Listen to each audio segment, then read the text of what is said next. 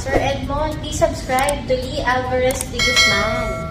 Yan, i-hit mo na rin yung notification bell. Ano ba ang iyong masasuggest dito sa menu?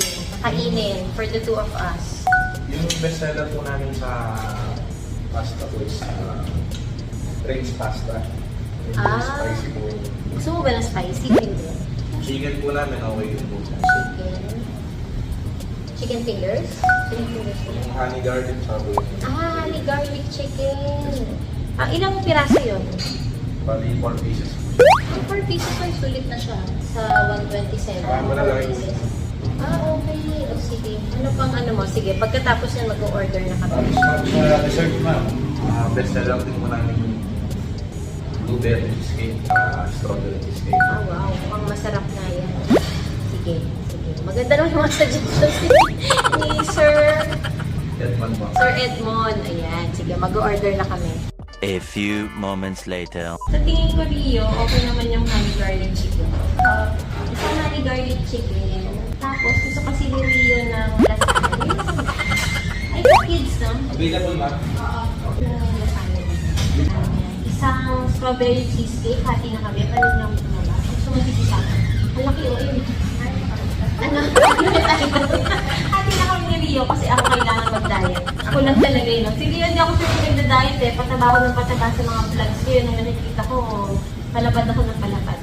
Honey garlic na sa Lasagna. Yung lasagna for one lang eh. Oo, kasi pang kids eh. Sige, check natin sa kids. May rice eh. Oo, saka... garlic rice na ma'am. Gusto mo ng rice? Rice na. Garlic o plain? Ano sa'yo? Plain. Sige, plain. Dalawang plain. Yung isa pa. Yung Rain's pasta, maanghang. Pero ano siya, red sauce. Red sauce. Ba't naman pala ng ano? Nakasip pa nga ng bulakan na. Basta, may bulak. Ano yan? Basta pa kasi ang tawag kasi dito sa bulakan na ito. Yung buluan, no? Hindi mo na kaya yung tawag. Ano yung isura nila? Hindi ko lang alam tawag. Dito kami sa second floor ng Rain's Creations. Hi Rio! Say hello! Yan, so may pa-veranda feel. Diba? Ayun, no? So, dito kami sa taas. Napaka-presko. Mas pinili namin. Dito wala pa naman mga tao. So, solong-solo namin yung place. So, here we are. Hindi ko comment ko yung place kasi bawat table merong alcohol. So, if you forgot to bring your own alcohol, meron sila. Kasi ako very particular ako dyan. If there were times na nakakalimutan ko magdala ng alcohol, bumibili pa talaga ako para siguradong may alcohol ako. Meanwhile, Have our cake. Nag-order kami. Ano to? Pinaslice ko na into two kasi malaki siya. Susulit yung cake nila dito. So, we're going to taste it. So, Rio, let's do the taste. Ay, try muna kami. Sarap ba? Sarap siya. Very yung consistency ng cake. Kasi hindi siya super sweet. No? Good. Pasado sa amin yung Rio yung cake. Ito yung bestseller nila yan. Bestseller daw po. Tapos meron siyang icing dito sa taas. Ang sarap din. Yummy. Wala pinicturan, no? Dapat strawberry. Ayun na, nalala ko kasi bestseller. a few moments later. Tawag dito sa... Cilantro? maliliit. Hindi. Ano ba tawag dyan?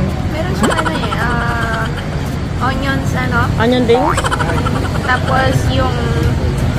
Namatak na yung tawag dito sa maliliit dito. Sabi sila. Sesame seed? Ay, hindi. Parang gano'n. Sesame seed ba? Oo. Meanwhile, Ay, Rio. Si Rio, paborito niya yung lasagna eh. Kaya talagang lasagna ang in-order niya. Nakakatawa naman nasa kids ito menu. Oo, di ba? Pero maganda doon, kahit sa kids menu, pwede pa rin bilhin, no? Namin yung food. Sige, Rio, kuha ka na. Nagpagawa natin lasagna. Nakikuha ko kay Rio. Ng konti.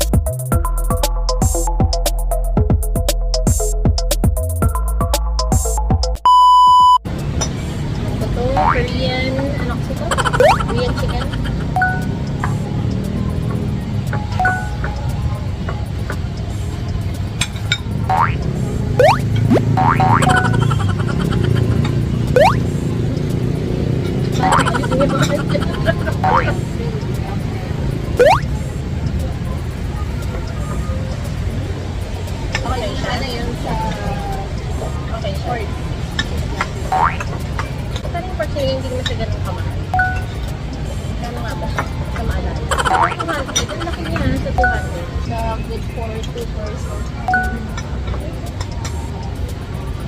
Baka nga for 3 pwede pa. Maraming gulay. Tapos, marami siyang sangkap. Lambanos pa tayo. Lambanos. Nag-iiba. Lambanos. Lambanos. Yun. Pilipino yun. Sinigang. Kasi nga dun sa menu, pagpasok mo, wala. Pero pag sa loob pala, meron. May twist siya ng pagkaanghang. May hindi ka sa sinigang, order ka na rin ito.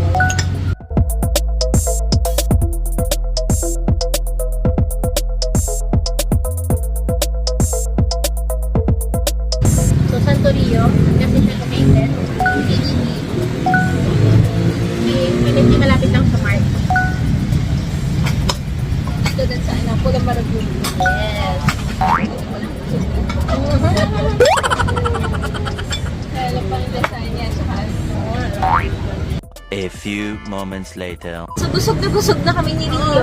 And yung first vlog na ginawa ko to was nung kumain kami ng brother ko sa Fortune. So, we are going to review the place and we're going to use 4 categories. So, the first category is the location. Second is the customer service. Third is the cleanliness of the place. And the fourth is the food. So, Rio, what can you say about the location? Location ito, sobrang ano siya?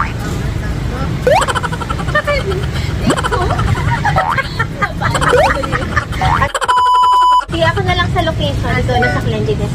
Location-wise, I'm giving it a 10 over 10 kasi napakadaming parking. Actually, we even park at the back of this restaurant. So, napaka-convenient. Konting steps lang nandito na kami. Kasi sa Infinity, sobrang daming parking spaces. Yan. Sobrang daming parking spaces. So, okay na okay yung location niya. So, I'm giving it a 10 over 10. How about naman ang kanilang cleanliness? Kanilang place? 10 over 10 din. Kasi sobrang linis nito. And ang nakakatawa, yung table nila is may alcohol pa. Kasi nakakatawa, ito pa. Bango ah. Itong ano nila, oh. May gout pa. Hagla na rin sila sa tissue ah. Oo, gift pa sa lahat. Ang dami nila ano. Oh, tsaka kung may mga nakasingit-singit dyan sa ngipin mo, meron silang toothpick. O, diba? May Thank you, salt pa Rio. sila. Oh, may salt. Oo, may hot sauce, diba? Napakaayos kasi yung linis niya. Actually, napaka-well-maintained ng place. So, good job sa owner ng place na to and sa mga staff. Third is yung customer service nila. Ayun, sobrang okay yung mga waiter dito. So, 10 over 10. Tapos, lagi silang lumalapit, inaasikaso nila ang customer. Yan. Agree ako kasi nung una, when we went here, nag-check kami ni Rio, and then we said we're gonna walk around muna. And very mabait yung nag-assist sa amin, si Miss Marie. And then when we came back, we decided, sige, we will eat here. They welcomed us. And lahat sila mababait. So we have Edmond, Hiroshi. Dalawa lang ba yung lalaki? Dalawa lang. Parang tatlo yung nakita ko. Sino yung isa? Parang may nakita pa akong isa. Si Marie. Tatlo yung nandito. So for their customer service, very good. At saka napakabilis mag-serve ng food. Meron din kaming water. Tapos in-offer din kami ng glass of ice. So, napakaganda ng customer service. So, like what Rio said, 10 over 10. And for the food, Rio, what can you say about the food? Okay naman yung mga food nila. 10 over 10. Sobrang sarap talaga. Yung food, if titignan ko yung price, okay siya. Kasi yung 4 pieces na Korean chicken is 127. Apat na yon. Actually, sa tiyan ko talaga kahit yun lang and kanin, okay na. Actually, sa tiyan ko, ayun, okay na. Actually, marami kaming natira ni Rio, so may take out kami. Yung cake is 148, napakalaki niya. So, we requested to cut it. Oo. Nakakain pa kami. Actually, may sobra pa. So, hati kami ni Rio. And yung kanilang sinigang is just 200 pesos. Pwede siya for one family. Lasagna is 180 pesos. And to check the complete menu and the prices, check the menu out. So, ito, i-check nyo lang. And i-pause mo na lang if you wanna know how much. Para naman makita mo. Bago ka pumunta dito, ma-plan mo na yung o-orderin mo. And also, I wanna say thank you to Rio. So, we had our meeting today. So, Rio is my secretary, my partner for my work for 6 years na. 6 years na sa January 11. Next year, sa birthday niya, magsa 6 years na rin ang aming partnership. Sobrang bilis. Yun. So, thank you for watching vlog number 72. Sana na-enjoy nyo ang aming vlogs. And stay tuned ka pa sa mga susunod ko pang mga vlogs. If hindi ka pa, subscribe. Surprise na! Yes! So, bye for now. And remember, always choose wisely.